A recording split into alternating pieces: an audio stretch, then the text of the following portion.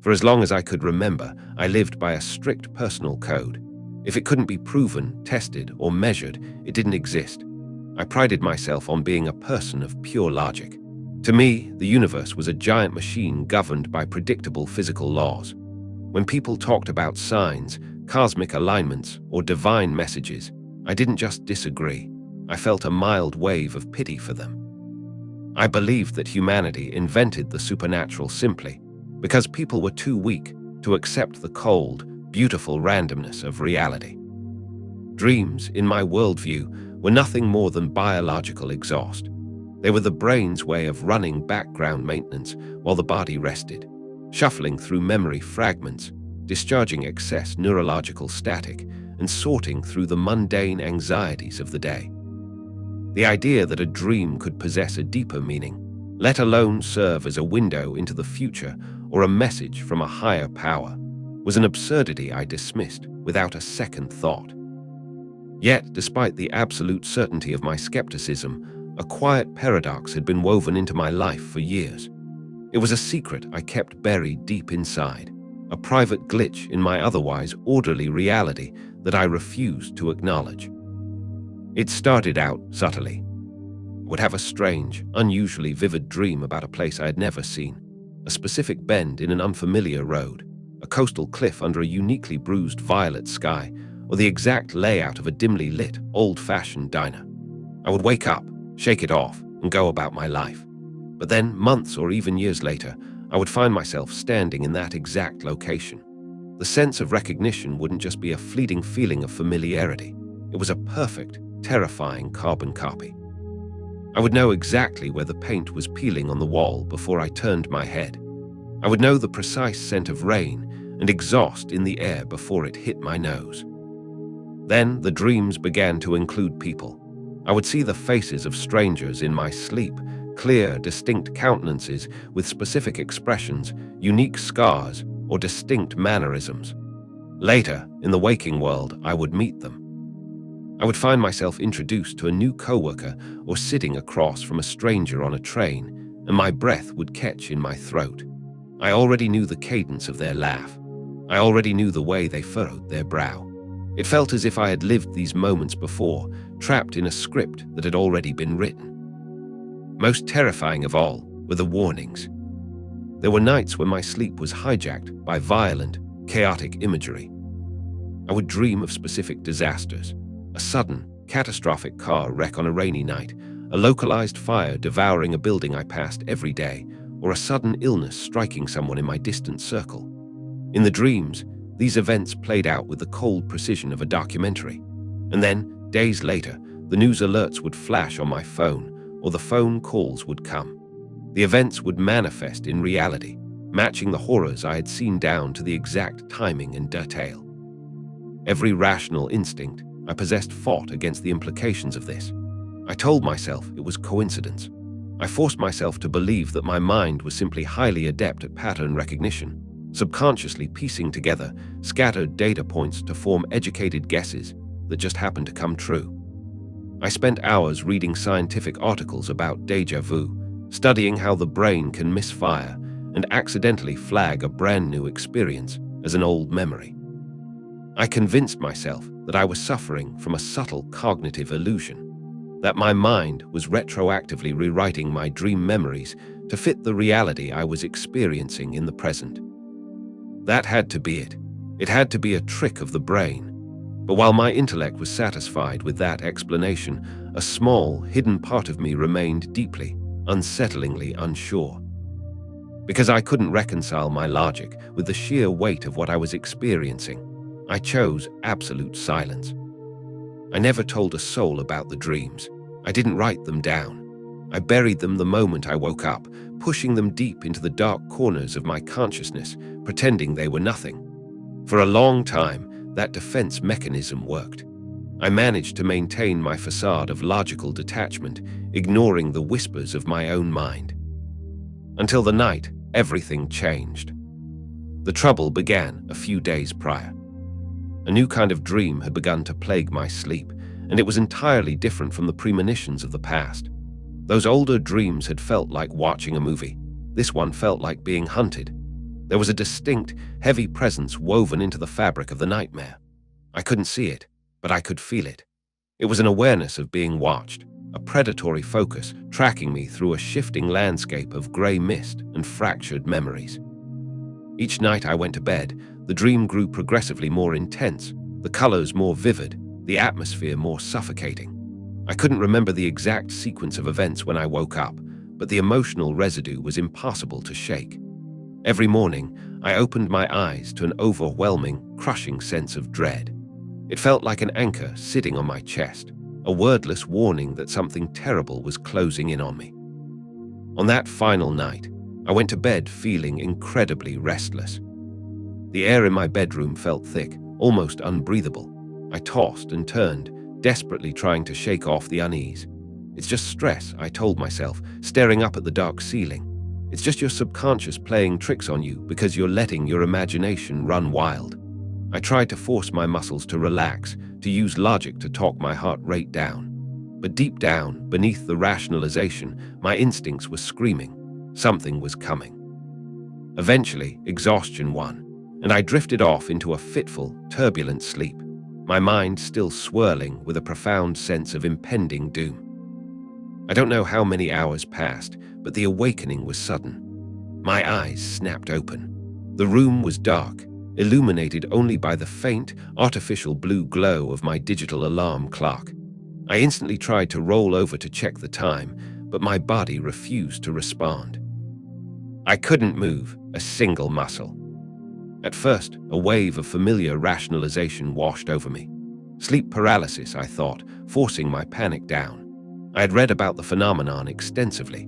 It was a well-documented neurological glitch, where the brain wakes up from the REM stage of sleep before the motor cortex has time to re-engage, leaving you fully conscious but completely frozen in a paralyzed body.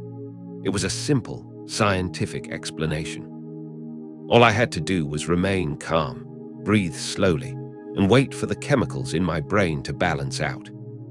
But then the pressure started. It didn't feel like a phantom neurological symptom. It felt like a physical, crushing force descending from the ceiling, pressing directly down onto my chest. It was agonizingly heavy, entirely unlike the tightening sensation of a typical panic attack. It felt as though invisible, immensely powerful hands were burying themselves into my sternum, forcefully pushing the remaining air out of my lungs and pinning me to the mattress. I panicked. I tried to open my mouth to scream for help, to tear through the silence of the room, but no sound came out. My lips were sealed shut by the paralysis.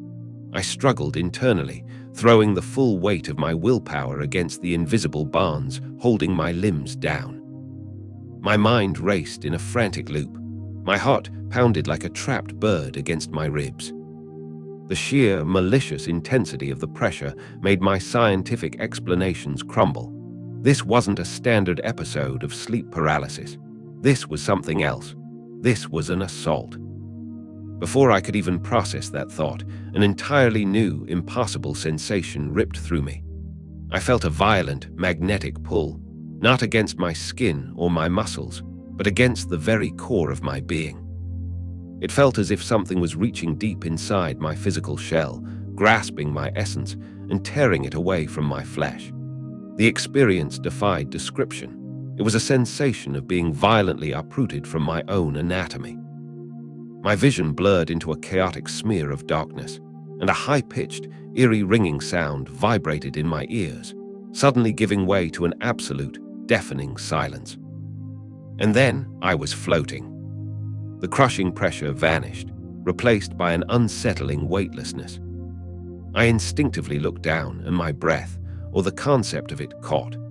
There, lying flat on the mattress beneath me, was a body. It was perfectly motionless, its face pale in the dim light, its chest barely moving with the faintest, shallow rise and fall of life. It was me. I was looking down at my own physical form from a height of several feet. A cold, primal panic exploded through my awareness. This is a nightmare, my mind screamed, desperately trying to construct a logical safety net. You are hallucinating. This is a lucid dream born of oxygen deprivation. But the sheer, crisp reality of the environment shattered the denial. I could see every minute detail of my bedroom with a clarity that far surpassed normal sight. I saw the exact time on the glowing alarm clock. I saw the messy tangle of the blanket, half pulled off the edge of the bed. I saw the dust motes dancing in the faint light. It was completely, undeniably real. I was trapped outside of my own body, suspended in the air, unable to return and unable to scream. That was the exact moment the final illusion of safety shattered, because I suddenly realized the truth. I was not alone in the room. The weightlessness of my floating form offered no comfort. Instead, it left me entirely exposed. I felt the presence before I actually saw it, a sudden, violent shift in the room's atmospheric pressure. Something was lurking in the far corner of my bedroom, bleeding out from the deepest shadows near the closet. It was a concentrated focus of absolute malice, watching me, waiting for the precise moment my soul broke away from my flesh. The air around my floating essence grew thick and oily, heavy with a suffocating wrongness that made the concept of breathing feel like a distant luxury. A profound, unnatural chill began to radiate from the dark corner, spreading through my awareness. It wasn't the superficial cold of a winter draft. It was a cosmic frost that reached into the very center of my consciousness, freezing my ability to rationalize. My logic, my skepticism, my reliance on the physical world, all of it shattered instantly under the weight of this entity's reality. And then the shadow moved. It didn't walk or glide. It spilled forward, a formless patch of absolute darkness that seemed to swallow the dim light of the alarm clock as it advanced. It possessed no defined features, no eyes, no mouth, yet I could feel its piercing, predatory gaze locking onto me with terrifying intensity. It was alive, an ancient, intelligent vacuum that existed solely to consume. Suddenly, a soundless echo vibrated through my entire being. It wasn't a voice that traveled through the air to hit a physical eardrum. It was a direct, invasive projection into my mind. It whispered my name. The sound was a jagged, grating vibration, a soundless hiss that carried the weight of 1,000 dead languages. It knew me. It had been waiting for me. I knew instinctively, with a certainty that bypassed my intellect, that whatever this entity was, it was not human, and it had never been human. Before I could attempt to flee, the shadow reached for me.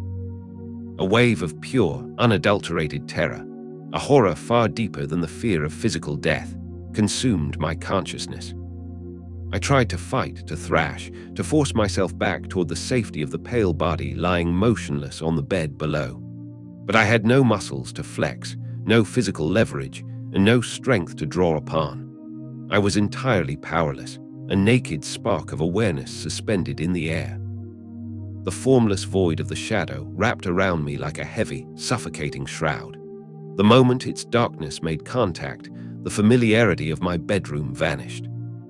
It violently dragged me away from the ceiling, away from my physical shell, and plunged me straight into an endless, dizzying descent. The physical world warped and dissolved. The walls of my room twisted into long, distorted ribbons of gray and black before snapping into total nothingness. I was being pulled downward through a crushing, infinite vacuum, moving at an impossible speed into an uncharted abyss.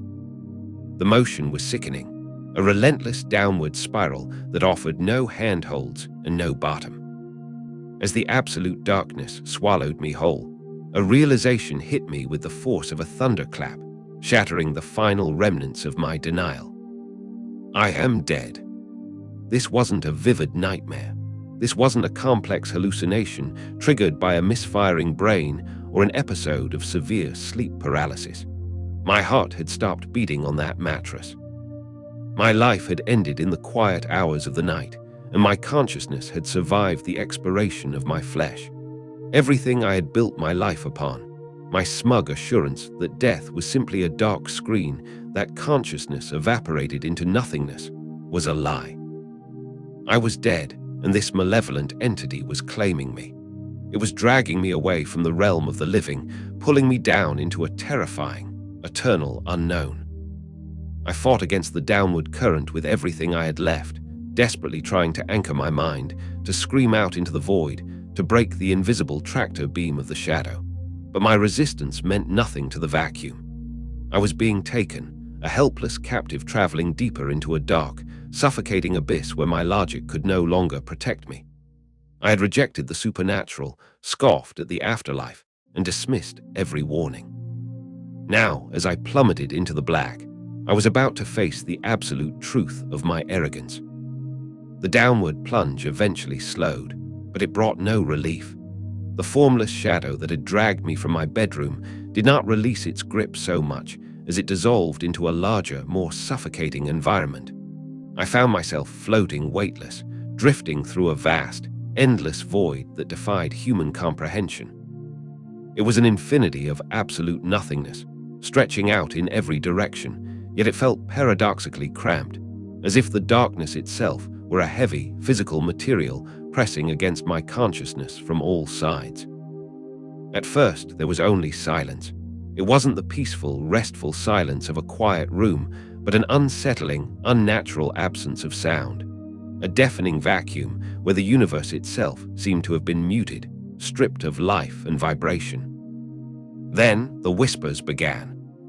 They started as low, distant murmurs, a faint scratching at the edges of my awareness like autumn leaves scraping against pavement. There were voices, hundreds of them, speaking just beyond my ability to understand. Slowly, the volume swelled. The whispers surrounded me, filling the empty chasm with eerie, overlapping echoes that vibrated directly through my mind. As the cadence of the voices grew distinct, a sickening jolt of familiarity hit me. I knew these voices, but I couldn't place how or where. Driven by a desperate need to find a visual anchor, I turned my head, or rather, I shifted my field of awareness, since I possessed no physical body. That was when the shadows began to take form, emerging from the glowing, dark mist of the abyss. Figures materialized out of the blackness, shifting and flickering like smoke. They stood in a loose, terrifying circle around me, watching me with an intensity that sent a cosmic frost through my being. Their outlines were blurred, their features shifting and unstable, but something about their postures and the ambient energy they radiated stirred a deep, primal unease in me. I recognized them. I knew their silhouettes. I knew the unique way they carried themselves. Then the truth hit me like ice, injected into my veins. These were the people from my dreams. They were the strangers I had glimpsed in the middle of the night over the course of my life. They were the faces I had seen with startling clarity while asleep, the ones I had written off as random figments of an overactive imagination, mere statistical anomalies generated by a resting brain. But they weren't fading like dreams always did upon waking. They were here, standing in the afterlife, solid and undeniably real. The whispers suddenly shifted, losing their chaotic quality and sharpening into a terrifying unison. They weren't just murmuring anymore, they were delivering an indictment. They were judging me. "You ignored the warnings," the voices echoed, a soundless thunder in my mind. "You rejected the signs. You refused to listen." I tried to protest. I tried to cry out into the void, to explain that I hadn't known, that I didn't understand the rules, that I was a man of logic who just needed proof. But I had no voice. No sound escaped my awareness. The suffocating darkness pressed in even tighter, growing heavier, thicker and colder with every passing second as the shadowy figures drifted closer. Suddenly, my consciousness was hijacked by a rapid succession of blinding flashes. They weren't memories of my waking life. They were memories of my forgotten dreams. I saw myself as a younger man, waking up in the dead of night, sweat-drenched and heart-pounding, with the vivid echoes of a warning lingering in my head.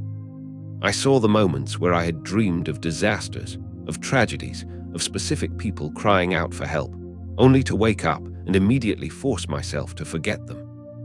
I saw how, days later, when those very tragedies manifested in the real world, I had willfully blinded myself, desperately convincing my intellect that it was all just a series of bizarre coincidences. Then, the final, most devastating vision appeared. It was a dream I had completely buried, a nightmare from my youth that I had erased from my conscious mind until this exact second. I had once dreamed of this exact moment. I had seen the void. I had heard the whispers. I had felt this exact, suffocating darkness pulling me downward into an inescapable abyss. God had shown me my destination years ago, throwing a warning flare into my subconscious, and I had laughed it off. I had prided myself on my skepticism, using my intellect as a shield against the very truth meant to save me. Panic, raw and electric, surged through me. The gravity of the abyss intensified, a massive gravitational pull dragging me deeper into something infinite, cold and final. Was this my judgment? Was this the destination I had earned through a lifetime of arrogant blindness? If I had just listened, if I had paid attention to the signs, instead of marking them, would I have been able to alter my path? I fought against the descent with every ounce of my willpower, but I had no leverage, no authority, and no control. My mind screamed for help into the empty expanse, but there was no one to answer. The figures moved closer, their overlapping voices rising to a deafening roar, chanting my name, preparing to consume me as the darkness beneath me opened into a bottomless black ocean. I was falling. Then everything stopped. A light, pure, piercing, and impossibly bright, sliced through the absolute darkness like a cosmic blade. It was a sudden firestorm of illumination that shattered the abyss. The shadowy figures instantly screeched, a sound of pure agony, and recoiled as if they were being physically burned by the mere presence of the brilliance. The suffocating weight holding me down vanished in a microsecond. Instead of falling into the bottomless pit, I felt myself being caught, lifted upward, and pulled away from the abyss by an unseen, irresistible force. The light completely enveloped me, not with the harsh heat of a fire, but with a profound, overwhelming warmth that flooded my entire being. It felt like a physical embrace, a power so pure that it began to wash away the terror, the cold, and the residual filth of the dark void, purifying my very soul. I was suspended in the brilliance, weightless and safe, knowing with absolute certainty that I was about to face something greater than anything I had ever imagined.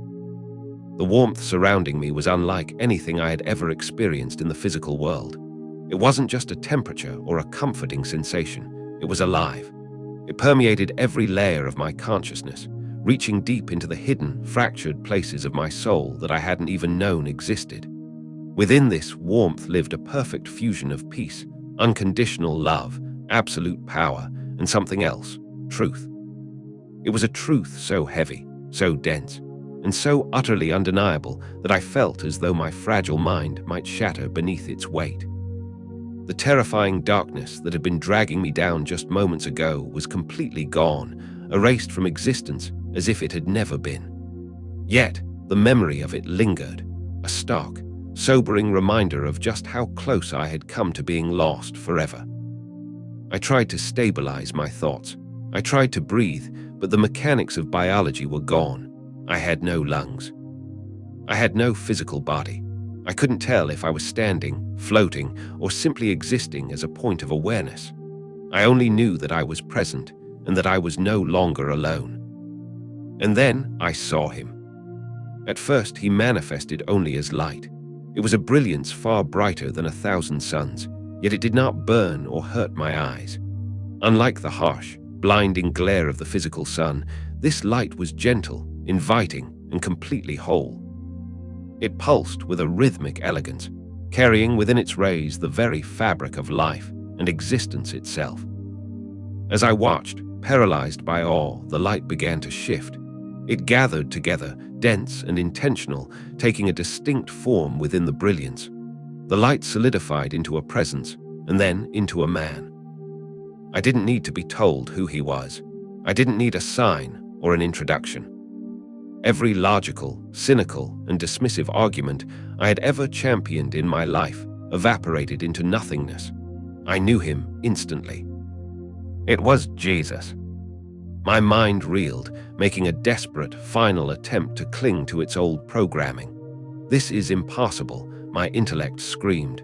"This contradicts everything you believed." But those thoughts carried no power here. they were instantly swallowed by the absolute reality of his presence. He stood before me, more tangible, more authentic, and more real than anything I had ever touched or seen in the waking world. To describe his face is a task beyond the limits of human language. It was a perfect paradox, an expression of terrifying majesty and unparalleled gentleness all at once. Looking into his features was like staring into the beginning of creation and the end of time simultaneously. But far more overwhelming than his appearance was his ambient presence. It filled the entire expanse. It filled me. Under his gaze, I was completely exposed. There were no walls to hide behind, no intellectual arguments to shield me, and no excuses to make. Every hidden thought, every unspoken motive, and every secret I had ever buried in the dark corners of my heart was laid perfectly bare before him. His eyes pierced through me. They didn't just look at my current state. They looked through the entire timeline of my existence. They saw everything I had ever been, everything I had ever thought, and everything I had ever done. And in that single, eternal instant, I was forced to see it too. A flood of memories rushed over me, a devastating montage of my own arrogance. I saw every single moment I had intentionally ignored him. I saw the times I had awakened in the middle of the night from a vivid, prophetic dream that came true the very next day, only to laugh it off and call it a fluke. I saw the unexplainable moments of sudden intuition, where I had known something before it happened, and instead of questioning the divine source, I had proudly credited my own sharp intellect. I saw myself as a younger man, standing before people of faith who had gently tried to tell me that God speaks to humanity through dreams and visions.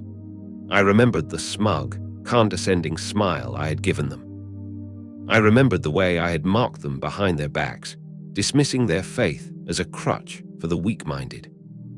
I had been so blind. I had used my logic as a weapon to insulate myself from the truth. And now, standing before the very author of the reality I had denied, the crushing weight of my own choices began to suffocate me. Shame, heavy and bitter, flooded my being. It was accompanied by an agonizing wave of regret and sorrow. I braced myself for his wrath. I knew what I deserved. I had rejected him, dismissed his messengers, and wasted my life chasing empty, material illusions while ignoring the divine flares he had been throwing into my path night after night. I had been warned 1,000 times, and 1,000 times I had turned away. I opened my mouth to speak, desperate to find a voice. I wanted to apologize, to weep, to beg for a second chance, to offer some kind of explanation for my foolishness. But before I could form a single thought, Jesus spoke. "Your time is not yet over," his voice resonated, "but you must see the truth." The sound of his voice shattered me. It was like the rolling thunder of a massive waterfall, yet simultaneously as intimate as a gentle whisper. It didn't travel through space to hit a physical ear. It reverberated directly inside my essence, shaking every fabric of my being. It carried an absolute, unshakable authority. In that moment, the final scales fell from my eyes. This wasn't a comforting myth invented by ancient societies to stave off the fear of the dark. It wasn't a psychological coping mechanism. This was the foundation of all reality. Everything I had put my trust in, science without spirit, cold logic, material success, was entirely meaningless compared to the majesty standing right in front of me. Jesus lifted his hand, and the brilliant light around us immediately began to warp. The fabric of our immediate reality peeled away like smoke, and suddenly we were standing at the precipice of a vast, endless cosmic landscape. We stood at the edge of a great, terrifying divide. It was an impassable chasm so deep and wide that looking into its depths made my soul tremble. On one side of this eternal gulf, there was light, a radiant, beautiful expanse where countless souls walked in a state of absolute peace. They emitted a vibrant energy of complete joy and fulfillment, a serenity that went far beyond mere human emotion. They weren't just happy, they were home. They had found the ultimate source of existence.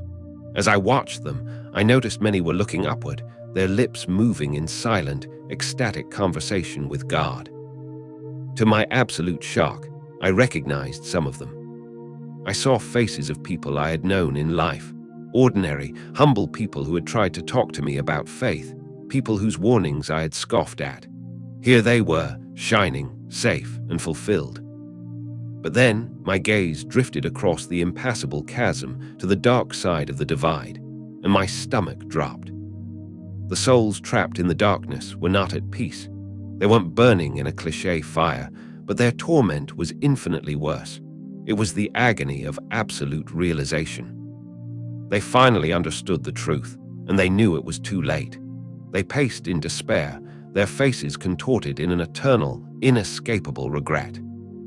Suddenly, their voices rose in a chaotic, overlapping storm of desperate cries that drifted across the gulf. I didn't know. I thought it was just a dream. I ignored the warnings. Please, just one more chance. The weight of their words crushed me. These weren't necessarily evil people. They were people who had simply rejected the truth. I saw doctors, scientists, scholars, and intellectuals, people who, just like me, had prided themselves on logic and human reason, using their intellect to justify their blindness. They had waited too long to believe, and now they were forever separated from the light. I turned to Jesus, my throat tight, my essence trembling with horror. "Why?" I managed to ask, my voice cracking with emotion. "Why can't they cross? Why is it too late?" Jesus looked out over the dark expanse, his expression heavy with a profound, divine sorrow. Because they chose not to believe while they had the chance. The words hit me like a hammer. As I turned back to look at the tragic souls, one of them suddenly stopped. He turned, and his eyes locked directly onto mine across the grand divide. My entire being froze. I knew him.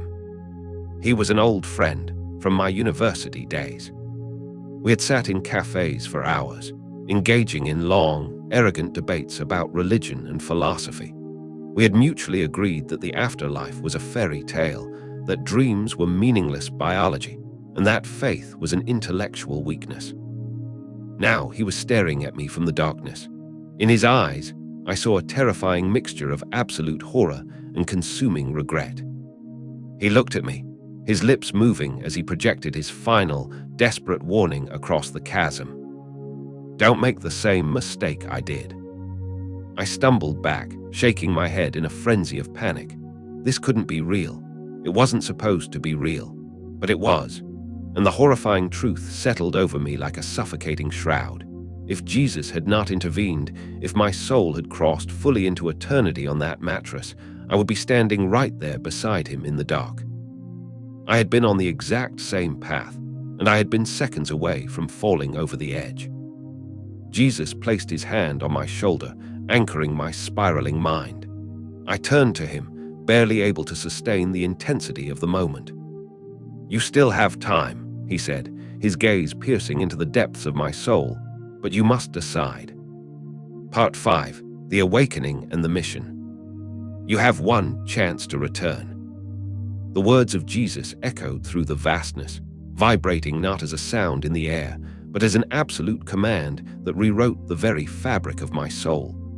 I looked back at the great divide one last time. The image of my university friend, standing in the agonizing clarity of the darkness, burned itself into my consciousness. His desperate plea, "Make the same mistake I did," rang like a structural alarm inside my mind. I had been seconds away from an eternity of regret, saved only by a mercy I had spent my entire life mocking. But as I stood in the warmth of the light, the panic subsided, replaced by a sudden, heavy understanding. This experience wasn't a gift for me to quietly cherish. It was an assignment. Jesus stepped closer, his presence radiating an unshakable, cosmic authority that made all human logic seem like dust. "You have seen what most refuse to believe," he said, his voice a beautiful, terrifying mix of sorrow and urgency. "Many ignore the warnings I send. Many are blind to the battle happening around them. But now you have seen the truth." I swallowed hard, the urgency of the living world clawing at my awareness. How do I wake them up? I asked, my voice small but resolute. How do I make them listen? Jesus held my gaze, his eyes reflecting the infinite depth of his love for the sleeping world below. Tell them, warn them, show them that what they have dismissed is real. Their dreams have meaning. Their visions are not random. Many are being called, but few are listening. The enemy does not need to destroy them. He only needs to keep them asleep. A profound chill ran through my essence. He only needs to keep them asleep. That was the strategy. The war wasn't fought with visible monsters and overt destruction. It was a war of anesthesia. The enemy didn't need to drag people into darkness by force. He just had to keep them comfortable, keep them cynical, and convince them that the spiritual flares God threw into their nights were just tricks of the brain, stress, or random neurological static. He had done it to me for decades. I had prided myself on my waking intellect, never realizing that spiritually I was in a deep, comatose slumber.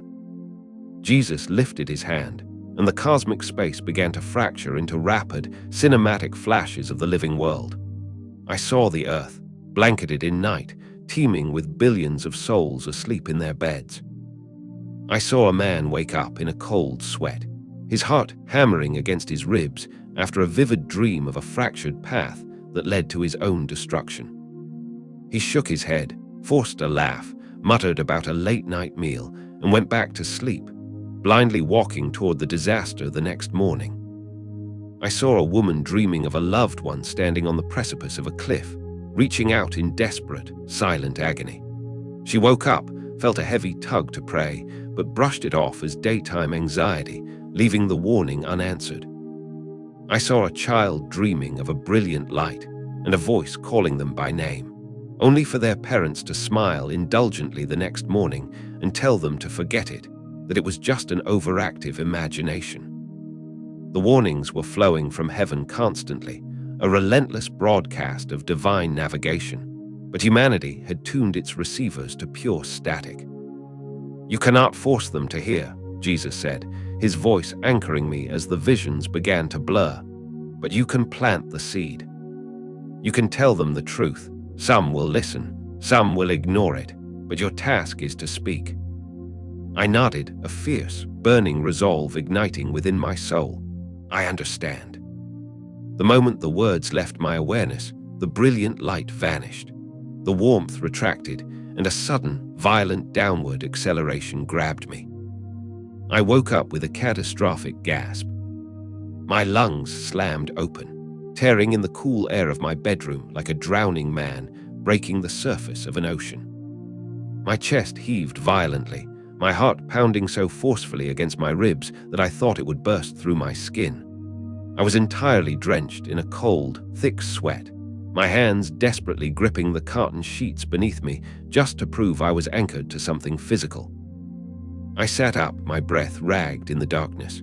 The digital alarm clock glowed its familiar, artificial blue light. The blanket was still half pulled off the mattress, exactly as I had seen it from above. Normally, when you wake from a nightmare, the details begin to evaporate immediately. The edges fray, the faces blur, and within minutes, the logic of the waking world dissolves the dream into nothingness. But this was different. The memory didn't fade. It solidified. Every word Jesus had spoken remained etched into my mind with razor-sharp clarity. The weight of the chasm, the terror of the shadow entity, the agonizing faces of the intellectuals trapped in their own realized regret. It was all more real than the walls of the room around me. I got out of bed, my legs trembling so severely I had to lean against the wall for support. I walked over to the window, looking out over the quiet, dark streets of my city. Underneath those roofs, thousands of people were sleeping. Thousands of people were currently dreaming. Some were receiving divine instructions, roadmaps through pain, and lifelines of grace. Others were being actively targeted by deceptive, tormenting spirits, waking up with a lingering sense of dread they would write off as a bad mood. A massive, invisible war was raging across the pillows of humanity every single night, and the world was completely oblivious to it. I leaned my forehead against the cold glass, a tear cutting through the dried sweat on my cheek. I had been a fool.